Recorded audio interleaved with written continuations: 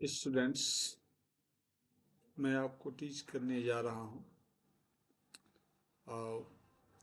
Rich to top, reach for the top. इसमें हम देखेंगे कि किस तरीके से संतोष यादव जो है अपने स्ट्रगल के माध्यम से और बिल्कुल नीचे से ऊपर तक, यानी बहुत छोटे स्तर से बड़े स्तर पहुंची।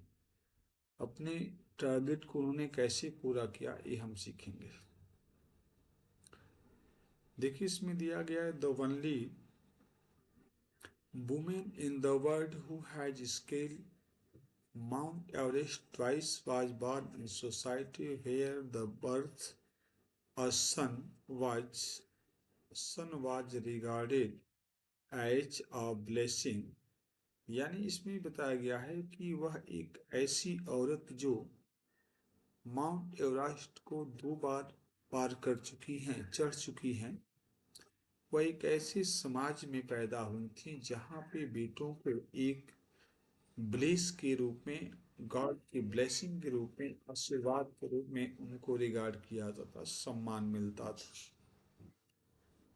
एन अ डॉटर, और एक बेटी के लिए दो नॉट अ कंसीडर्ड अ कर्स, सम्मान नहीं मिलता था, लेकिन हाँ, एक अभिशाप भी नहीं समझा जाता था। Was not the generally welcome, यानी उनका बहुत ज्यादा सम्मान नहीं मिलता था। किनको? बच्चियों को। तो ऐसे घरों में उनका पैदाइश हुई थी। कहने का सेंस ये है कि जहाँ पे इनकी पैदाइश हुई थी वहां पर आप ये कह सकते हैं कि लड़कों को बहुत सम्मान मिलता था, लेकिन बच्चों को अभिशाप तो नहीं, लेकिन उतना रिगार्ड नहीं मिलता था जितना कि बच्चों को। आगे इसमें दिया गया है कि When her mother was expecting संतोष, जब जो है, जबकि उनकी जो माँ थी वह संतोष को एक्सपेक्ट कर रही थी। अ ट्रेवलिंग होलीमैन, यात्रा के दौरान एक आदमी ने, होलीमैन बोलते हैं संत महात्मा को, गिविंग हर हिज ब्लेसिंग, उन्होंने उनकी माँ को आशीर्वाद देते हुए कहा, जो मैं मानता हूँ that she wanted a son, कि वह एक बेटा चाहती है। But to everyone surprise, लेकिन सभी लोग इस बात पे आश्चर्य में पड़ गए। द अनबॉर्न चाइल्ड ग्रैंडमदर, अभी बिना बच्चे के पैदा हुए ही, यानी अभी संतोष की पैदाइश नहीं हुई थी, उसी दौरान जो है, जब वो कह रहे थे, होली मैन उनके मदर को ब्लेसिंग दे रहे थे, तो वहां पे इनकी माँ उपस्थित, दादी माँ उपस्थित थी। माँ तो होती ही, दादी माँ भी थी।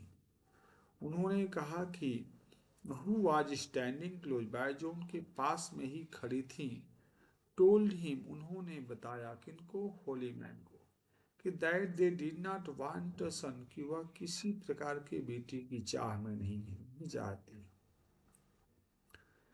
The Holi man was also surprise, वह व्यक्ति जो है, यानी जो महात्मा जी थे जो विशिंग कर रहे थे, वह इस बात को सुन करके आश्चर्य में पड़ गए कि देखिए, लेडी हैं और कह रही कि नहीं, हमें बेटी की चाह नहीं है। तो एक बहुत बड़ी सरप्राइज नहीं। हालांकि महात्मा जी के मन में ऐसा कुछ नहीं था। वो पब्लिक को देख रहे थे, चेक करते, क्योंकि सच्चे संत महात्मा ही देखते हैं कि लोगों के मन में क्या चल रहा है, तो वो कुछ का कुछ सवाल जानबूझ के पूछते हैं, रियलिटी को जानने के लिए। आप देखिए, वे भी सरप्राइज हो गए, शॉक्ड हो गए।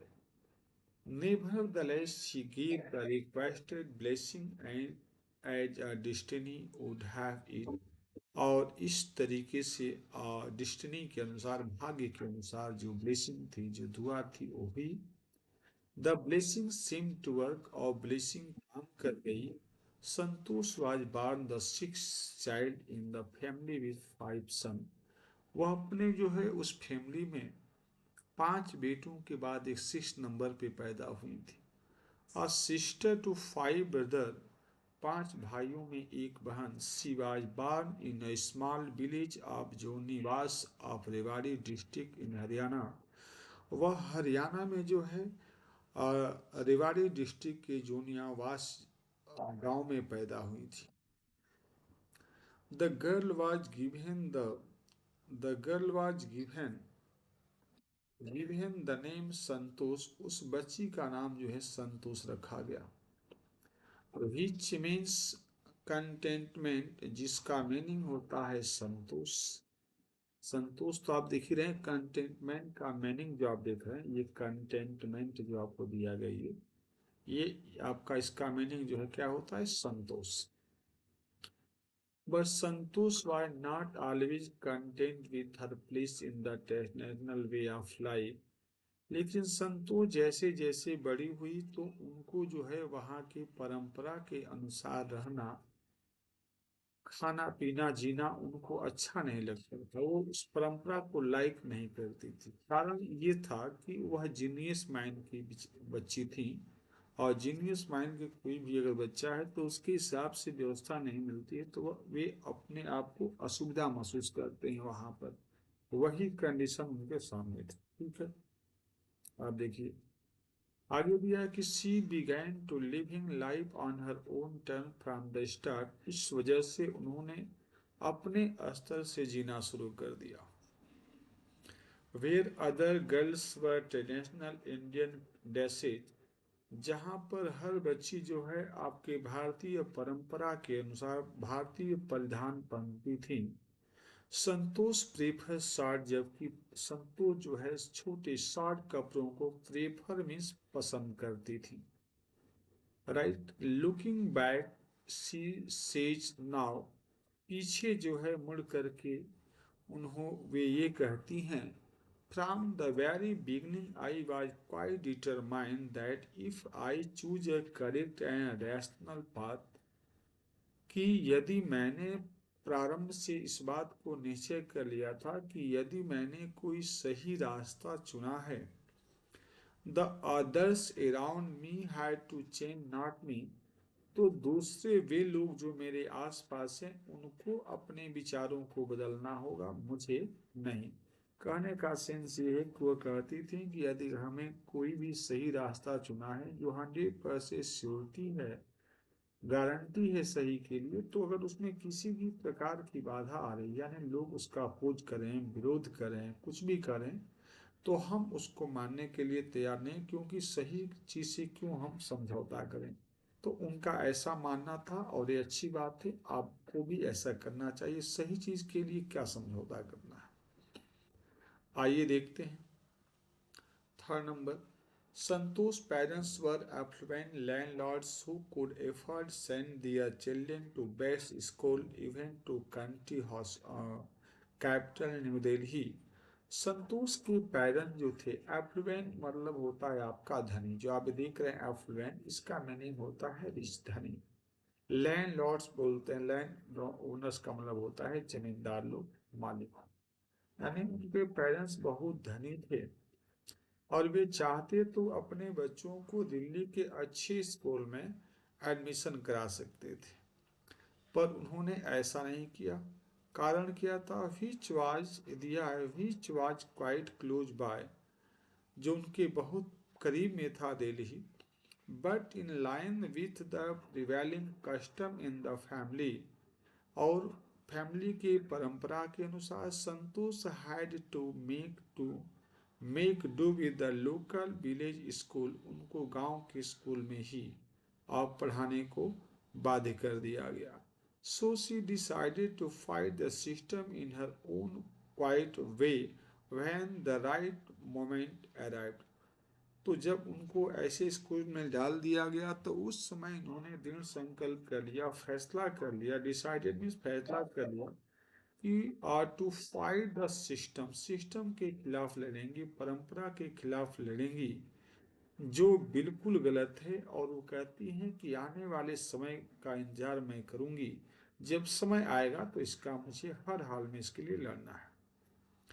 And the right moment came when she turn 16, जब उनकी अवस्था 16 साल की हो गई तो वह जो है इधर वो मुड़ गई।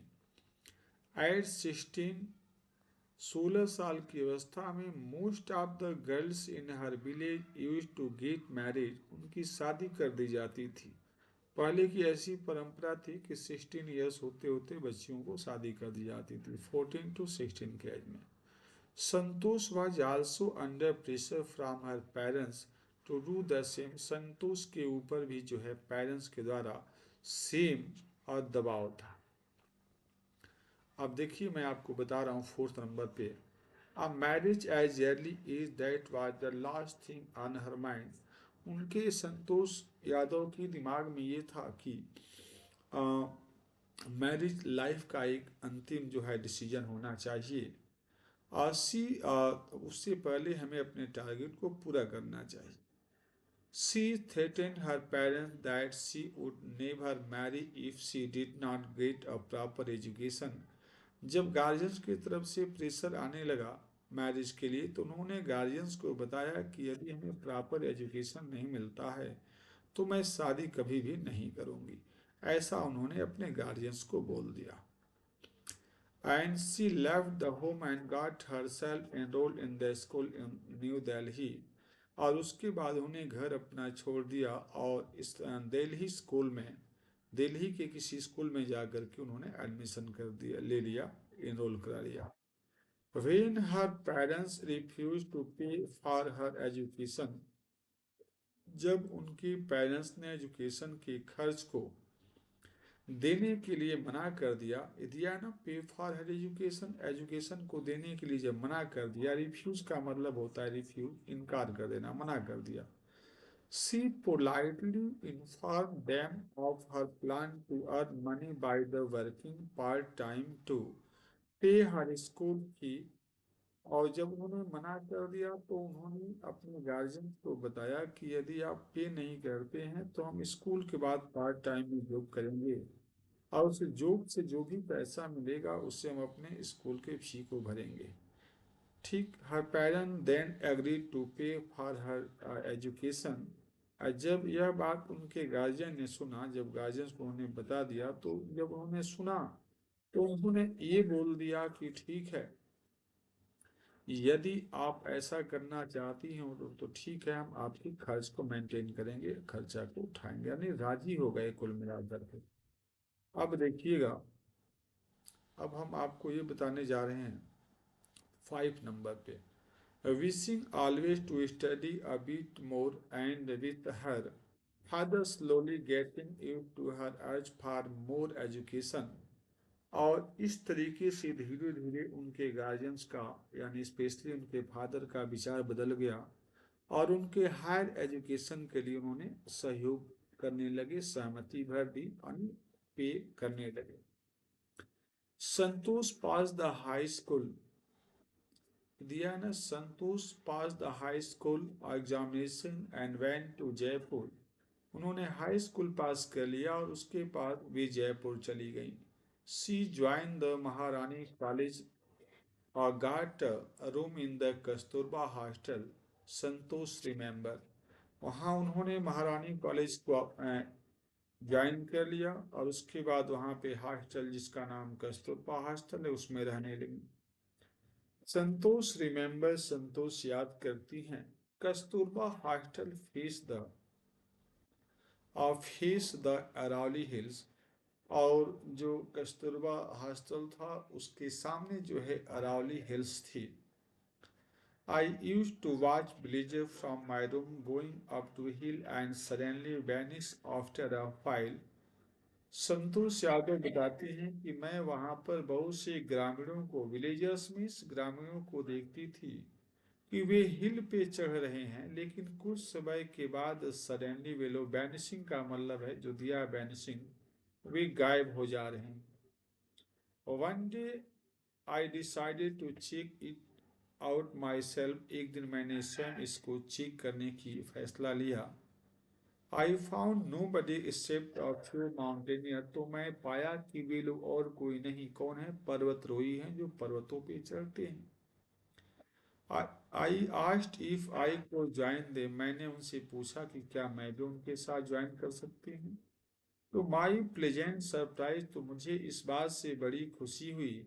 दे answer in the affirmative and motivated me to take the climbing.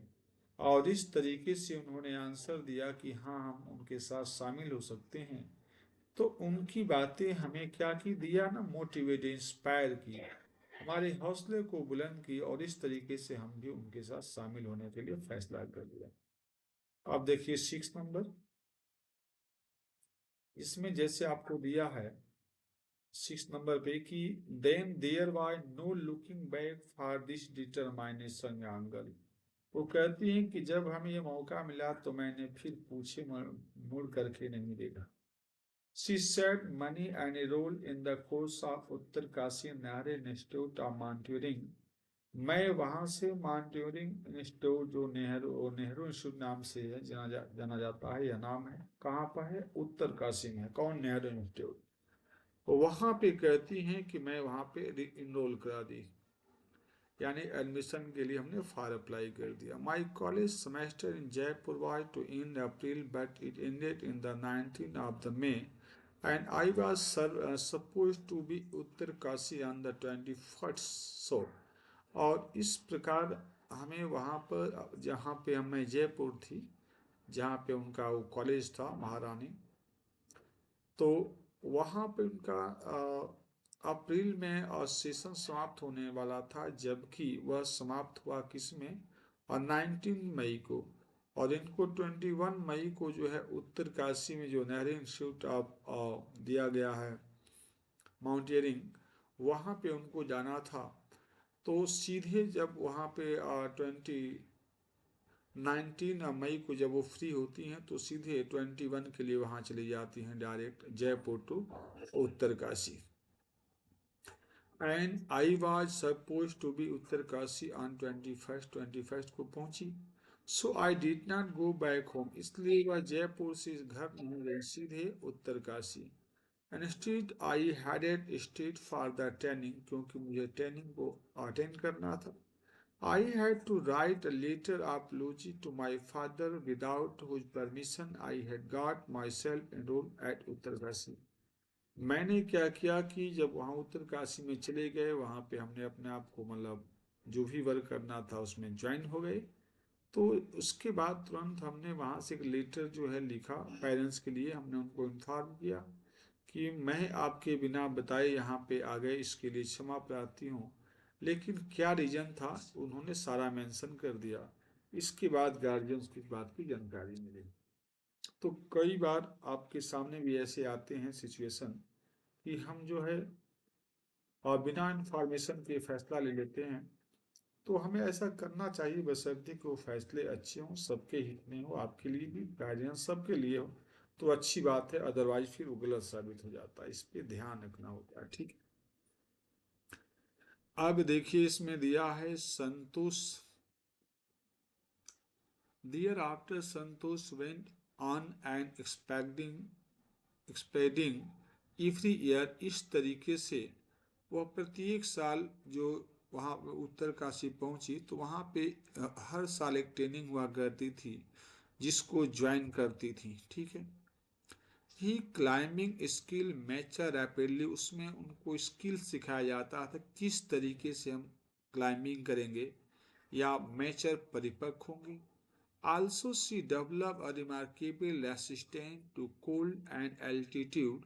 इस तरीके से उन्होंने उनके अंदर बहुत रिमार्केबल, एक तरीके से कह सकते हैं कि उनका एक तरीके से बिल्कुल दृढ़ संकल्प था, एक तरीके से वो डिटरमाइन थी, इच्छा शक्ति थी।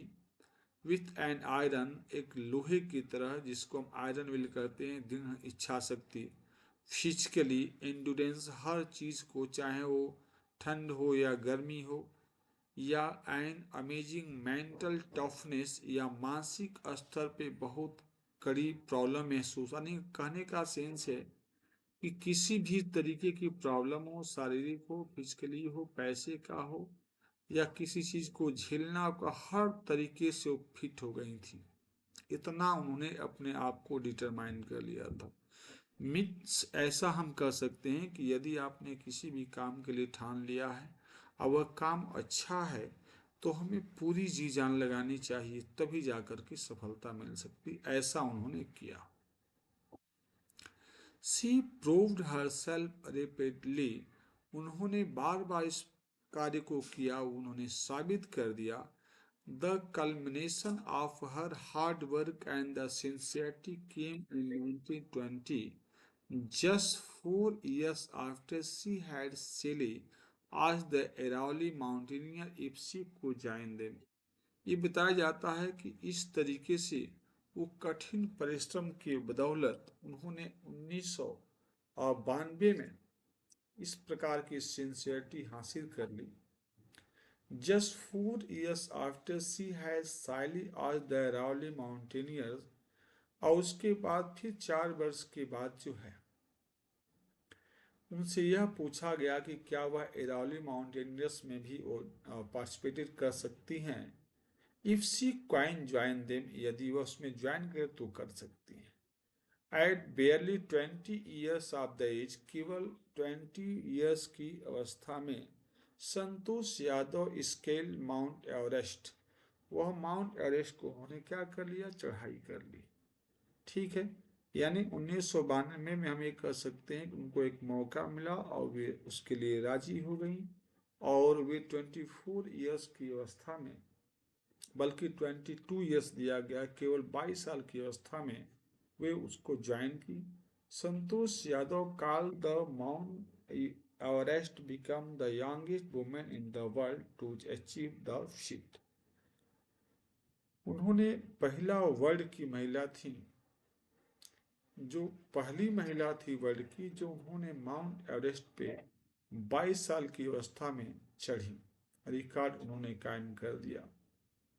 If her climbing skill, physically fitness and mentally toughness, उनको यह काम उनके द्वारा तभी संभव हो गया जो एक उनका एक स्किल था फिजिकली फिटनेस का और मेंटली स्ट्रेंथ का, यानी शारीरिक और मानसिक दोनों अस्त्रों से वो फिट थी, संघर्ष करती थी, दृढ़ संकल्प था, उन्होंने ऐसा किया।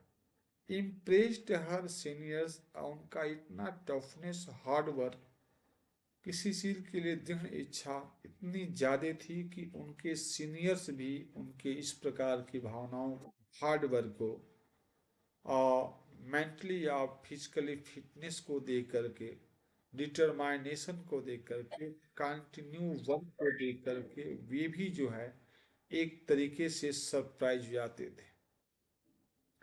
ही concern other desire to gather them to her social, देखिए इसमें दिया गया है टू हर, इसमें आपको दे दिया गया है, देखिए इसमें दिया है ना कि इस तरीके से उन्होंने क्या किया, इसमें ये बताया गया है कि हर concern for the other desired to work together with them found special place in the heart of fellow climber। और इस तरीके से जो उनके अनुयायी थे, अनुयायी का मतलब उनसे छोटे या जूनियर्स लोग थे, वह देख करके संतोष यादव के स्ट्रॉन्ग वर्क को उनके अंदर एक और भी जागृति पैदा होती थी कि वे कर सकती हैं तो हम क्यों नहीं। इतना वह अन्य लोगों के लिए, जूनियर्स के लिए इंस्पायर का केंद्र बन गई थी। हमें भी कुछ ऐसा काम करना चाहिए जिससे कि हमारे जूनियर्स हमें देखें और सीखें, और हमें अपने सीनियर से इंस्पायर होना चाहिए कि वे ऐसा कर सकते हैं तो हम क्यों नहीं। अगर इस प्रकार की प्रतियोगिता की भावना यदि हमारे आपके अंदर रहती है तो हम कुछ नया कर पाएंगे। अब देखिएगा, ड्यूरिंग 1920 एवरेस्ट मिशन, यानी 1992 में एवरेस्ट के मिशन के लिए Santosh Yadav provided special care to a climber who lay dying at the South Col. इसमें बताया गया है कि संतोष यादव को इस प्रकार का केयर, स्पेशल केयर दिया गया, जो क्या करना था, आपको साउथ कोल में चढ़ना था, या ऐसे कह सकते हैं कि उस दौरान जब ये चढ़ रही थी तो वहां पे एक व्यक्ति ऐसा भी मिला जो क्लाइंबर था, जो चढ़ रहा था, जो साउथ पोल में, लेकिन उसकी हालात ऐसी हो रही थी कि वो डेथ हो जाएगी। यानी कहने का मतलब एक 1992 के मिशन के दौरान जो माउंट एवरेस्ट से जुड़ा हुआ था। संतोष यादव को एक ऐसा अवसर मिला, उन्होंने देखा कि एक व्यक्ति है जो माउंटेनियर्स है या जो क्लाइंबर है, वह ऐसा लग रहा था कि साउथ पोल में वह डेथ होने वाली है, क्योंकि वहां पे उसके लिए ऑक्सीजन की शॉर्टेज हो गई थी। She was unfortunately unsuccessful to saving him. उन्होंने, संतोष यादव ने उनको मदद की, लेकिन अनफॉर्चुनेटली वह उसको बचाने में सफल नहीं हो पाई। However, she managed to save another climber. फिर उसके बाद दूसरा उनको एक और कंडीशन आई, जो जिनका नाम मोहन सिंह था। वे भी क्लाइंबर थे, वे भी जो है पहले ही जैसे जो वो व्यक्ति मर गया ऐसी सिचुएशन में वो भी था। जब इन्होंने देखा तो उनको इन्होंने क्या किया कि who would have met with the same fight, उसी हालात में जैसे पहला व्यक्ति मर गया उसी हालात में इन्होंने मोहन सिंह को भी पाया। और पाने के बाद she not shared her oxygen with him, यदि वह उनको यानी मोहन सिंह को अपना ऑक्सीजन वो शेयर नहीं की होती तो वह भी पहले व्यक्ति जैसा ऑक्सीजन के अभाव में मर जाता। लेकिन ये बच गया, इन्होंने बचा लिया अपने ऑक्सीजन में से, उन्होंने उसको भी शेयर किया। देखिए इसमें दिया, with 12 months Santosh found herself a member of Indo Nepalese women expedition that invited her to join them. एक बार क्या हुआ कि 12 मंथ के अंदर ही संतोष यादव को एक और मौका मिला इंडो नेपाल्स वुमेन एक्सपीडिशन में, जिसमें इनको ज्वाइन करने के लिए इनवाइट किया गया था। She then she then scale the Everest a second time, उस बार भी उन्होंने ज्वाइन करके वहां पहुंची और दूसरी बार जो है उन्होंने माउंट एवरेस्ट को फिर जो है चढ़ाई कर दी और चढ़ी, सफल हुई। The setting a record as the only women to have scale the Everest twice, इन्होंने दो बार महिला ओनली वुमेन के रूप में पहली दूसरी बार उन्होंने डिवाइड यानी चढ़ गई माउंट एवरेस्ट पे और उन्होंने रिकॉर्ड अपने कायम कर दिया। And securing the for herself and India unique place in the annuls of mountaineer, और इस तरीके से एक यूनिक भारत का रिकॉर्ड हो गया। इन रिकॉग्नाइजेशन ऑफ हर अचीवमेंट, इस तरीके से उनकी बहुत बड़ी उपलब्धि हुई, पहचान बनी। The Indian government based upon her own of the national to honor the Padma Shri, और इस खुशी में इंडियन गवर्नमेंट ने उनको पद्म श्री से नवाजा। Describing her feeling when she was literally on the top of the world, जब वह जो है दुनिया के सबसे बड़ी छत पे जब वहाँ पे पहुँच गई तो उन्होंने वहाँ पर जो महसूस किया उसको डिस्क्राइब करती हैं। वो कहती हैं, संतोष है से संतोष ने कहा, It took some time for the enormity of the moment of the sink in, then I unfurled the Indian tricolor and held it aloft of the roof on the world। ये कहती हैं कि जब वहाँ पे पहुंची तो इनको अपार खुशी हुई और अपने खुशी को व्यक्त करते हुए उन्होंने वहां पे अपने भारत के तिरंगे को गाड़ दिया, लगा दिया। द फीलिंग इज अनडिस्क्राइबेबल, और यह फीलिंग अवर्णीय है, यानी इसका वर्णन नहीं किया जा सकता कि वह कितने खुश थी। The Indian flag was flying on the top of the world, it was truly a spiritual moment. वो कहती हैं कि इंडियन फ्लैग वहाँ पे लहरा रहा था उस टॉप पे, और इस तरीके से हमें अपार खुशी हुई आध्यात्मिक क्षणों के रूप में, या हम ट्रूली कहें तो आध्यात्मिक स्तर पर आत्मिक तौर पर बहुत अपार खुशी हुई। एक पल था, अच्छा पल था। I felt proud as an Indian, मुझे इस बात से गर्व होता है कि मैं एक इंडियन हूँ। Also of reverent environment, Santosh collected and brought down the 5,500 kilogram of the garbage from the Himalayas। वो कहती हैं, फ्रेवेंट जो दिया गया, having strong and sincere feeling, यानी वहाँ पे चढ़ी तो इस तरीके से वहाँ के वातावरण को देख करके उनको बहुत अपने आप में स्ट्रॉन्ग, सिंसियर, अच्छी गुड फीलिंग्स हुई, खुश हुई। और संतोष यादव ने और क्या किया कि वहां से 500 किलोग्राम जो गार्बेज बोलते हैं, कचरा गंदगी को, वे हिमालय पर्वत से जिस पे चढ़ी थी वहां से वो लेकर के जब आई तो उसको लेकर के आई। कहने का मतलब इतने कचरों को वहां से लेकर के, यानी उतनी कचरा साफ किया उन्होंने। तो अब अंदाजा लगा सकते हैं कि उनकी मानसिकता कितनी हाई लेवल की थी। चलिए, thanks for watching this video. और फिर हम मिलते हैं नेक्स्ट आपके वीडियोज में।